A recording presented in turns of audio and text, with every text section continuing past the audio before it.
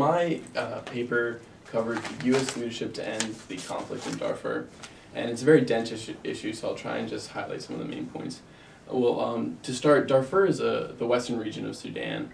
It's divided into 3 ethnic territories: the north, the south, and the west.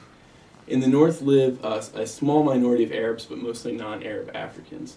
In the west live non-Arab sedentary farmers, and in the south live cattle and camel nomads who claim Arab origins.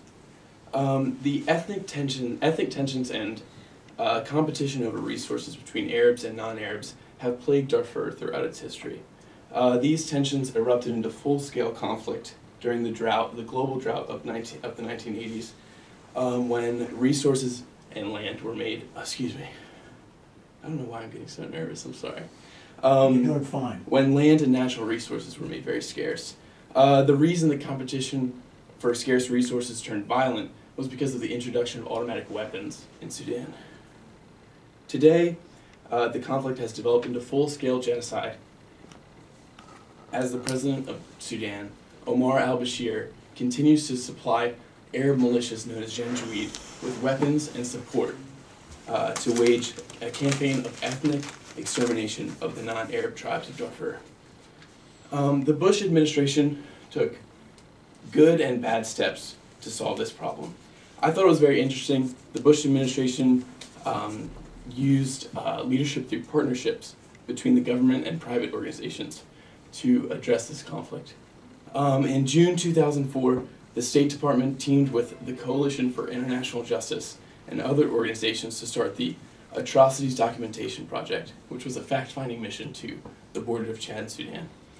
This proved to be a very efficient way to determine what was really going on in Darfur at the time. After data and testimonies were gathered, Secretary of State Colin Powell announced that the conflict in Darfur constituted genocide. After this declaration, U.S. leadership on the issue declined, however, and the State Department basically referred the matter to the United Nations Security Council and the African Union. U.S. leadership improved on the issue in May 2006 when Secretary of State Condoleezza Rice spoke at the United Nations Security Council. During her speech, she discussed the international responsibility to protect the people of Darfur. As a result of her speech, the UN passed a resolution sending a peacekeeping force to Darfur.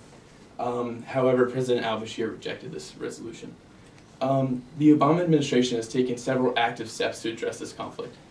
In March, Obama appointed Scott Gratian as the special envoy to Sudan. President Obama, however, has already received criticism for not having a unified message on Sudan. Over the summer, Gratian announced that the Sudanese government was no longer practicing coordinated acts of genocide against the people of Darfur, and several weeks later, United States Ambassador to the United Nations, Susan Rice, accused the Sudanese government of still practicing genocide. To address this problem, President Obama and Secretary of State Hillary Clinton announced a comprehensive Sudan strategy with 3 main objectives. The first being bringing about an end to genocide, the second being an implementation of a North-South peace agreement, and the third ensuring that Sudan does not provide a safe haven for terrorism.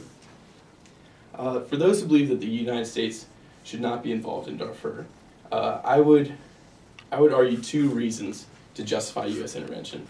The first being that Sudan has served as a safe haven for terrorist groups.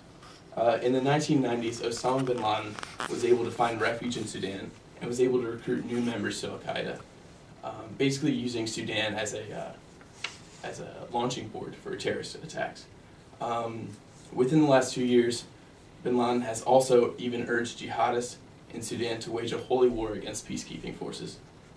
As long as Sudan is unstable, al-Qaeda and other terrorist groups will continue to be able to organize there, which will continue to put American national security at risk.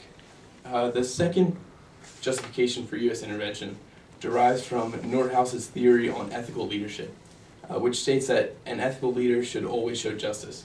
I sort of adapted this theory into a global model, with the United States as the lead actor and other countries of the world as followers. I believe that if the United States does not make an effort to end the conflict and demonstrate ethics and morals, then we risk losing our position of global leadership, which could have potentially devastating international effects.